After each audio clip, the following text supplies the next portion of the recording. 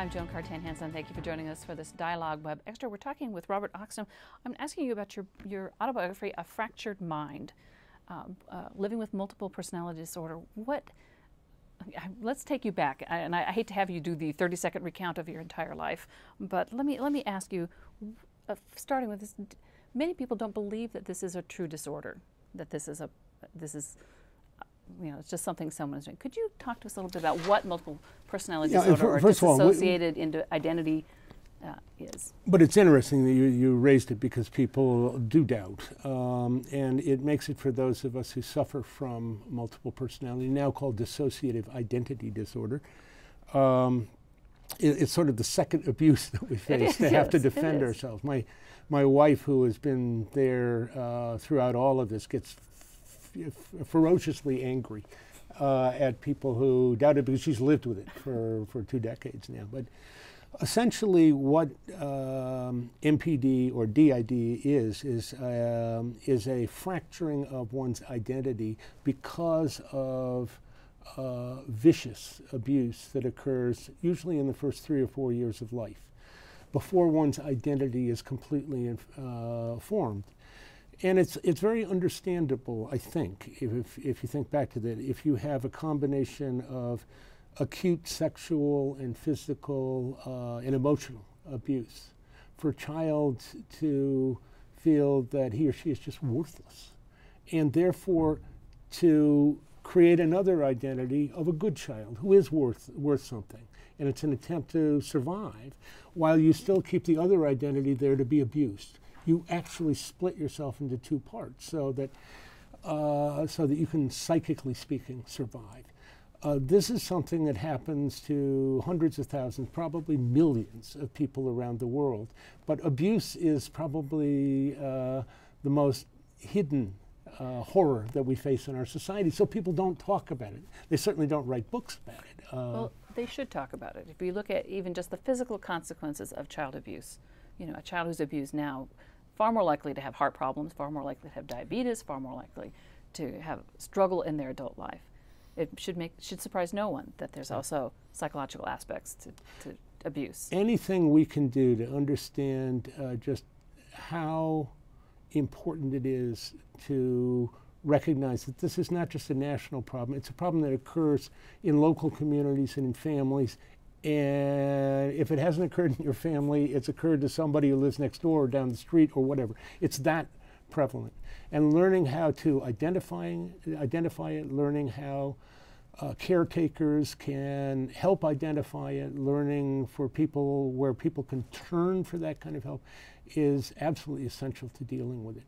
But I think in the case of severe dissociation, which DID really is, that instead of seeing it as something that is off the map, that isn't understandable, it's extremely understandable that you want to, in the face of that abuse, save yourself. And then the other identities all emerge in a sort of reverse genealogy out of trying to survive trauma into trying to work in society, work in a family, work in a spiritual sense, and typically the inside of the human brain, therefore, goes into separate parts, but not because you have something genetically wrong with you, but you're trying to survive. And it often happens to people with relatively high IQs who probably would have done very well had it not been for something tragic that happened to them early on. I think all of us have had that experience of putting on a separate face. They get into a difficult situation, you kind of, we put on another face to deal with this situation. Is that a little bit of what it's like? That essentially, I think you put it very well. We all have different identities, and in a way, I feel like this isn't something that should be seen as mysterious, and you just can't say it could possibly happen. We ought to say that inside us we have a face that we see at home, a face that you see at work, a face that you see at play, a face that you see when you've had too many drinks. There are a lot of different faces. And that we are quite aware that we behave differently depending on the context.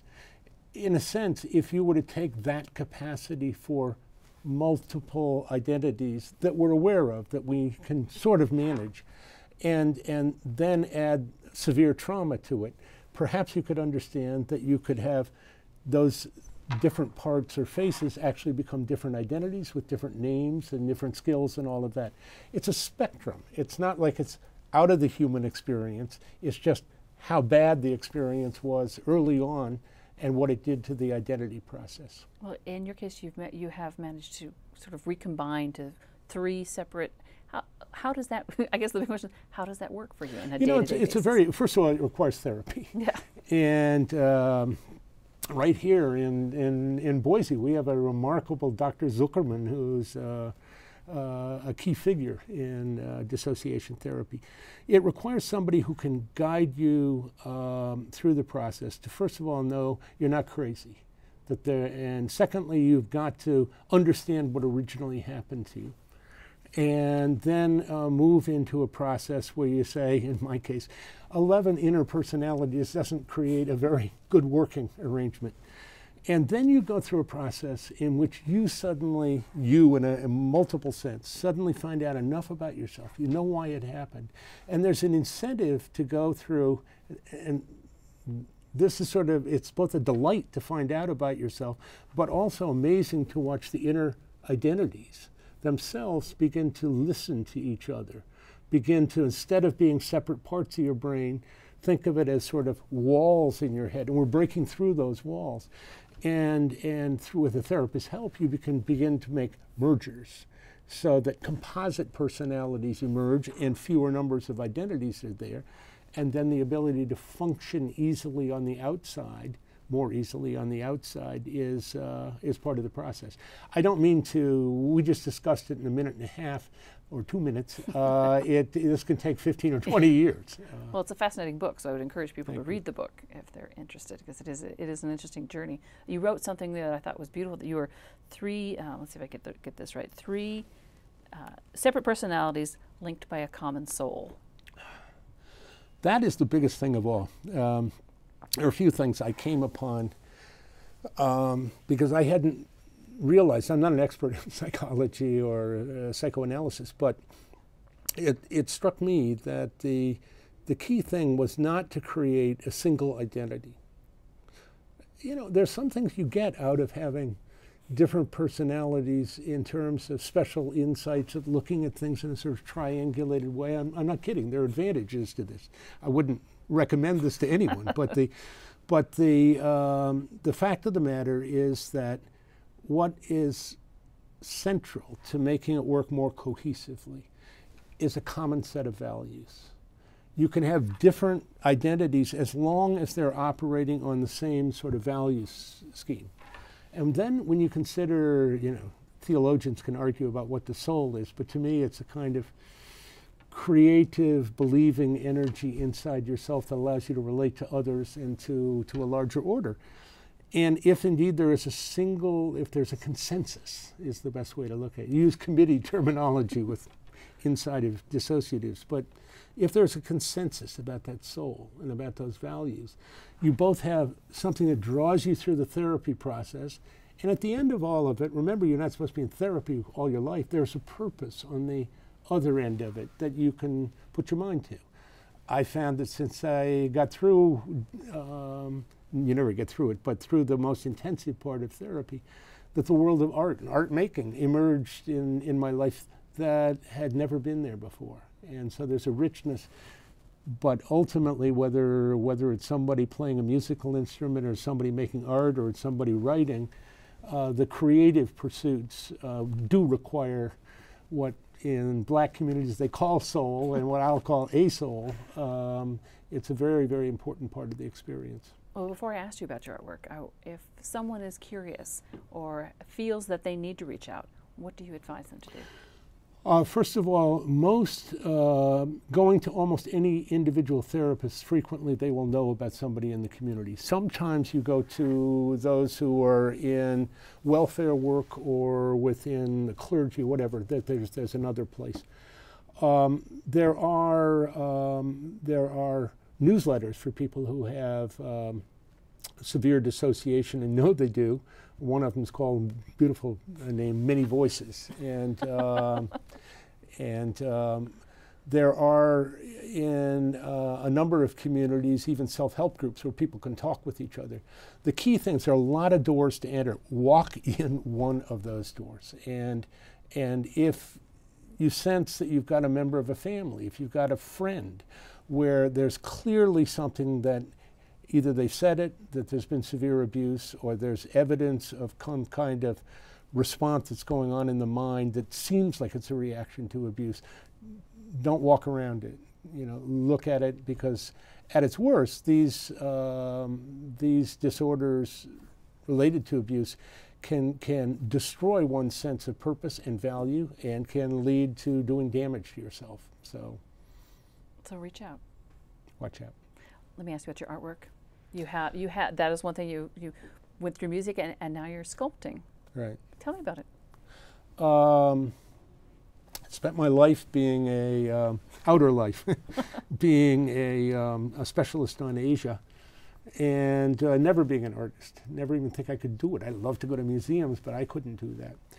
And it turned out that for a couple of reasons, I ended up in the last few years doing sculptures based on Chinese scholars' rocks, a great tradition in China whereby scholars would have these beautiful objects for meditation taken from nature. I've done the same thing with wood, driftwood. But I knew about the Chinese tradition, so that was something that dragged me into it. I've also been a tinkerer all my life. I just like to work around houses, and I'm the sort of person that, fixes things and come up with solutions. Lo and behold, being a sculptor, a lot of it is not great aesthetic insights. A lot of it is just hard work and knowing what tools to use. But I think the most important thing is it relates to the story we're talking about here. And that is, when one is dissociated, it doesn't mean you can't function on the outside world. Many people have jobs and do relatively well, but you're not functioning as well as you could. You don't have all the cylinders firing. And in the artwork, when I do it, I can work from dawn to dusk. I'm surprised that people call it artwork. It's a kick.